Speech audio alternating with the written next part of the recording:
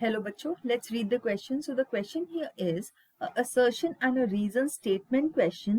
तो assertion में दिया गया है binomial system of nomenclature was proposed by Theophrastus for the plants and reason में दिया गया है binomial system of nomenclature was proposed by John Ray for animals. तो यहाँ पे हम देखते हैं so इस question का हमारा जो की concept है वो है binomial nomenclature और हमें find out करना है कि ये जो nomenclature है जिसको हम बोलते हैं नेमिंग ऑफ द एनिमल्स और प्लांट्स, ये किसने प्रपोज किया था। सो जो बाइनोमियल नॉमेनक्लेचर है इसके बारे में हमें ये देखना है कि किसने डेवलप किया था। तो ये जो डेवलप किया गया था, ये जो साइंटिस्ट हैं लीनियस, उन्होंने डेवलप किया था।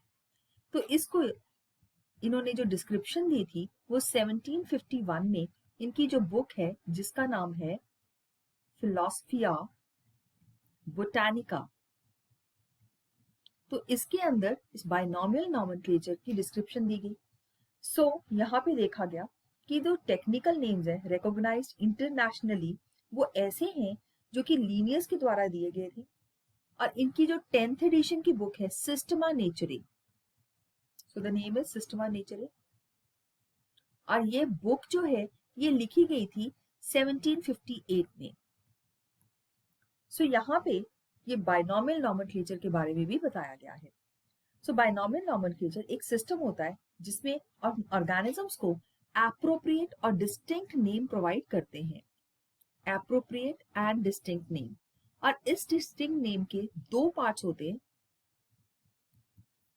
एक होता है जीनस और दूसरा होता है स्पेसिफिक एपिथेट। सो दो पार्ट्स में इस ऑर्गेनिज्म का नाम जो है वो दिया जाएगा। तो हम एक सिंपल एग्जाम्पल से इसको देख लेते हैं। इस एग्जाम्पल को हम यहाँ पे लिख सकते हैं, बहुत ही सिंपल एग्जाम्पल है जिसको हम कहते हैं मैंगीफेरा इंडिका।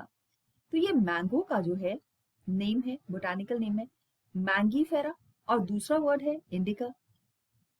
तो यहाँ पे देखा गया जो मैंगीफेरा है वो जीनस है, जबकि इंडिका जो है वो स्पेसिफिक एपिथेट या स्पीशीज है।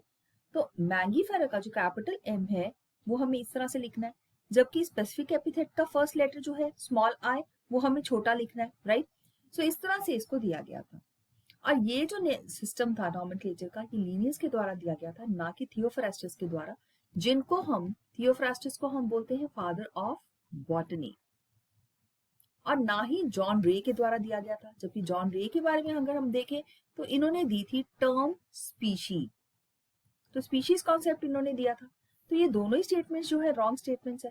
तो हम यहाँ पे ई को यहाँ पे बिल्कुल सही आंसर इस क्वेश्चन का मार्क कर सकते हैं, that is the E part. So let's mark E as a right answer for this question, that is both A and R are false. So I hope you have understood it well. All the best. Thank you.